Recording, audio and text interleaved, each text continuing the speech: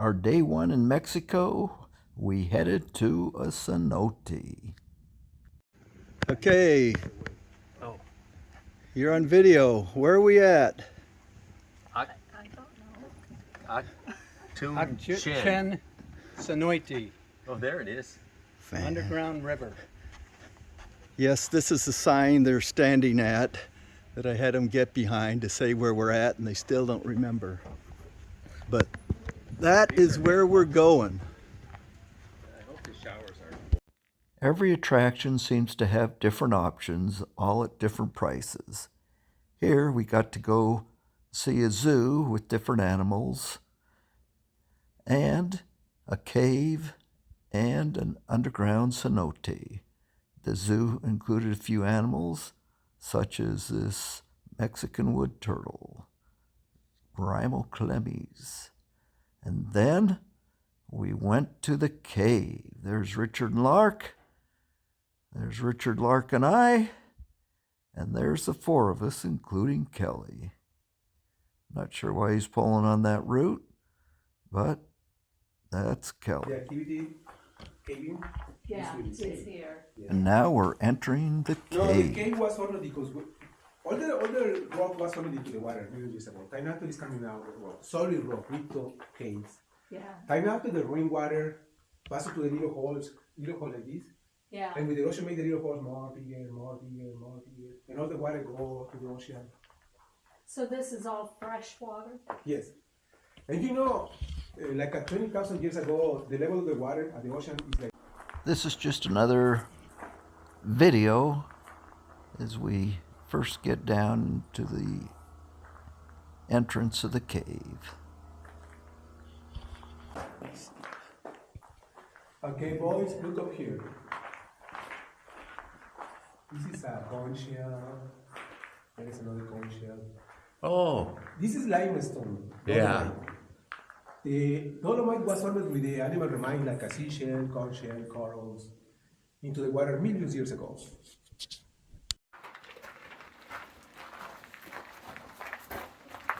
You gotta put it on the director's picture. These are bloodsuckers? No, this is not.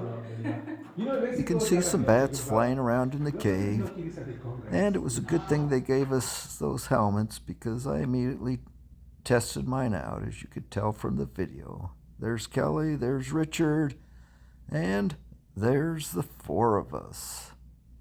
Jerry? No, it's not bromelia. It's another not? orchid. Oh, it's another orchid? Yes. But this is a vanilla plant that I'm looking at. Yes. It makes. So what type of orchid is that? I don't know the A name. mini but orchid. It's a pygmeo orchid. Pygmy orchid. Cool to see the vanilla plant and the various orchids as you exit out one end of the cave into another cave. I think the last time we did this tour, we all had flashlights, but on this occasion, only the tour guide had a flashlight. You have the option of just doing the tour of the cave or just going to the cenote. But you're there, you might as well do them both, as we've learned from the past. Because quite honestly, you never know what it's going to be like till you do it. And the cave is spectacular. And as you'll see as we go further on into the cave, not only do you have stalactites and stalagmites, you'll have water. There's Richard. Flash, no flash. But it's just cool to see. Of course, the guide, he can see different images. There's Lark in all the different formations. There's a shell. And that is actually a stalactite. I forget what they call it, but it wasn't an earthquake that caused that break in it. I forget what he said now. You can see it's just spectacular in there. Beautiful. The guide was willing to take pictures for us, so we got several pictures of our whole group. And unlike Kelly, there's no finger over the lens. And you'll see now we've got to a portion of the cave where there's water, just crystal clear. And yes, there are some fish in there. You don't hike through any of the water, so water shoes aren't required. You will need those when you get to the cenote, because there you'll actually be swimming. But it's cool to see the reflection of the stalagmites off the water, and just the contrast of the two. I should mention too that at the start of this tour there is a bathroom, lockers, I believe even a place to change if you needed to. But they provide the hard hats and the guide to take you through the cave. And once you're through the cave, then you're in the zoo, where you'll see deer, and it just appears that you're in the wild. But there's different areas with different animals. Javelina, parrots, monkeys. But I kind of like these little deer. It's cool to see. And as you can tell, you're close enough that you can take pictures of them. Here, Kelly's trying to catch a wild spiny-tailed iguana. Oh, now he's. There's a monkey. And I don't mean Kelly. Not this time. The iguana was a little Looking at the one laying faster down. than Kelly. One over there laying But down. this javelina isn't moving on, too little fast, pig, so I do could get a something, you're picture on of video. it just sleeping on a edge of a Stop rock. talking to me like that, Jerry. I'm still not talking about Here's Kelly. Kelly taking a selfie. Not sure what's in the background. Okay, what kind of tree is this? Mother tree. Kelly? Those are all babies. Sable? La Ceiba. The ceiba. A ceiba tree. Okay, what do you call this cactus? Somebody other than me, because I don't know. I call it a Christmas cactus. Christmas cactus. But I know I'm wrong. And Richard thinks this might be the vanilla vine. Go show it up there where it's like parasitizing the tree. Once you finish your tour through the cave and hike around the grounds and see the zoo and the different animals, then it's a short drive off to the cenote. And it's a narrow road, but it's right through the jungle, kind of cool. That's our little Jeep Renegade that we rented. And the cenote that we're going to will be a closed cenote, so that means it's basically in a cave itself. We're wearing our swimming suits, but there's a place to change there as well if you need to change. Lockers and everything that you would need. Bathroom. But I'm in my swimming suit, in my water shoes. So all I basically got to do is jump out of the car, take my backpack actually into the cenote. There's a bench there, I can leave it. And into the cenote we go. Entering the cenote. We showered before we came. Now we're descending down the steps.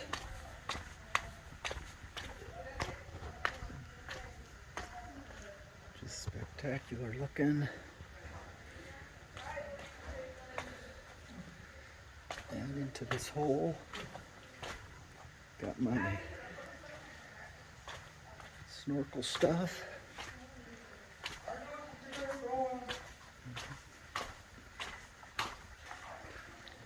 And there's where we're heading. The first thing you'll notice when you get to the edge of the water are all the catfish. Just a spectacular sight to see. And you never know what you'll run into besides the catfish. You got to come to the light a little more. There's an old shirtless guy. It's a human. The catfish are a little more interesting than Kelly, so we'll come back to them. You can either jump into the water or walk down some steps. And I guess the first time you do it, it's a little nerve-wracking as to whether the catfish are there to eat you or what's going to happen. But they don't bother you at all. If you look closely, I don't know if I have a picture of any of them in these videos, but there are a number of albino catfish in there as well. But they're at the areas where there's a little light. They're swimming right through the middle of them. On this occasion, when we went to the cenote, I'll get back to that, but you'll notice there's some openings above which provide natural light. And as the camera adjusts, you can see the catfish swimming down below in the crystal clear water. Last time I came to this cenote, Kelly and I were the only ones there. And this time, not only did we have Richard and Lark with us, but there were a number of other people there as well. So it wasn't quite the same feeling as having this place all to yourself. But it's still a spectacular sight to see. And you can swim from one end to the other. Then there's a walkway. You can climb out and walk back and swim it over. Spend as much time as you'd like. And if there's other people there, you can outlast them till you have a chance to have this place to yourself. Well, there aren't quite as many stalactites and stalagmites in there as there were in the cave. There are still some, and it's still a spectacular sight to see. And you're just swimming through there.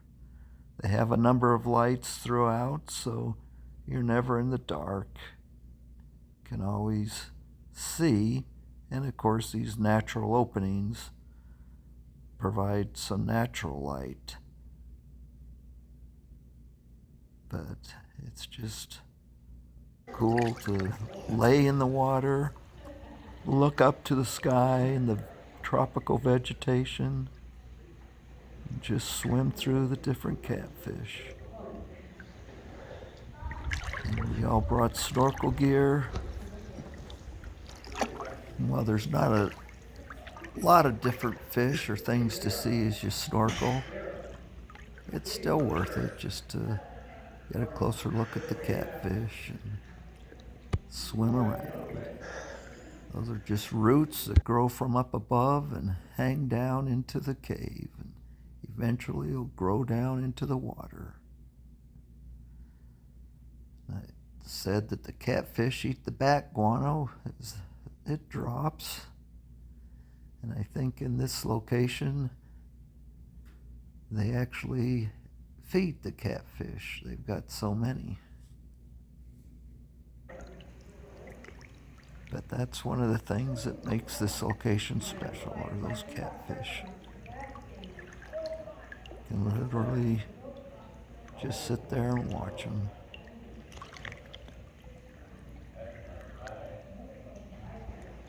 Looking at the water. Just a cool place to see. Richard, Lark, and Kelly are also snorkeling around in the cave, but it's large enough that they're in a different part of it. So sometimes it's nice to feel you've got it to yourself. Here's my underwater camera. Shows a little bit of how thick the catfish are. That's right at the entrance there. kind of a little darker part of the cave to swim through, and you'll see there's a hole up above allowing that light beam to shine through. Just kind of cool to see.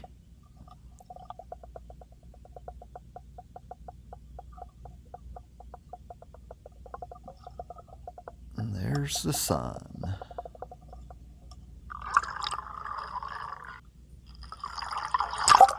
Different perspective. Sometimes it's hard to tell whether you're underwater or above water.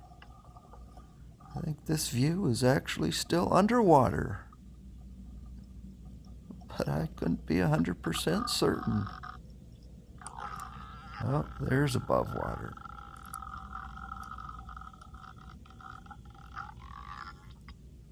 The stalactites, columns, the color of the water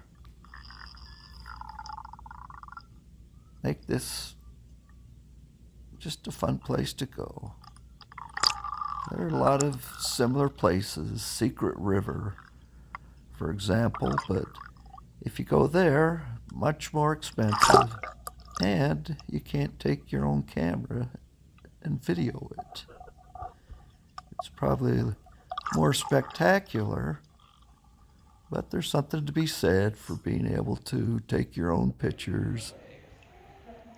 And here, you're not swimming with a guide, so you can kind of take your own time as you go through the cave and spend as much time as you want, just hanging out, watching the catfish, getting different views.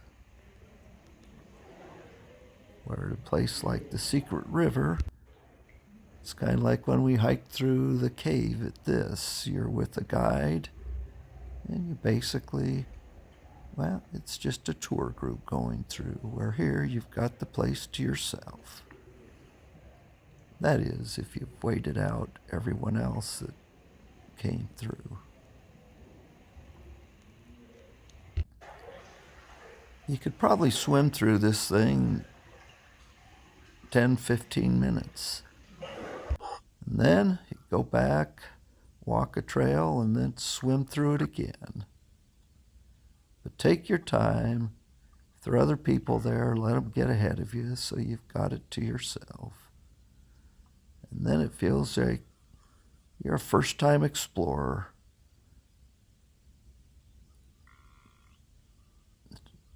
You can kind of enjoy it in the quiet without other voices and noises. To me, makes that a little more special.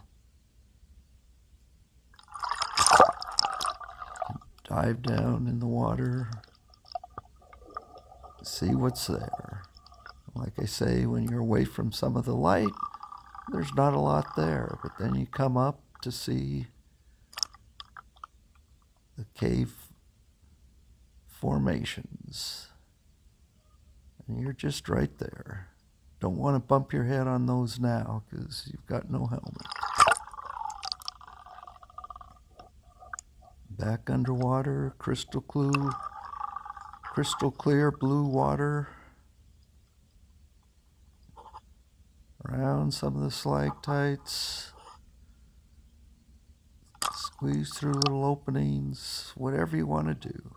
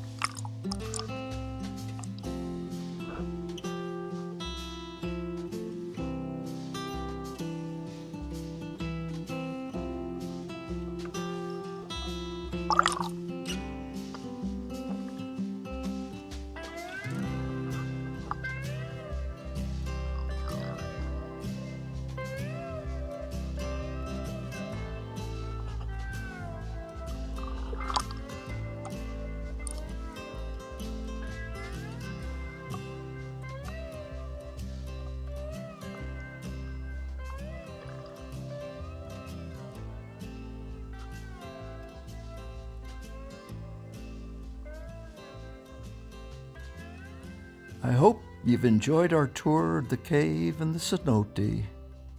Have a great day, and if you're Kelly, take a nap. We'll see you in the next video.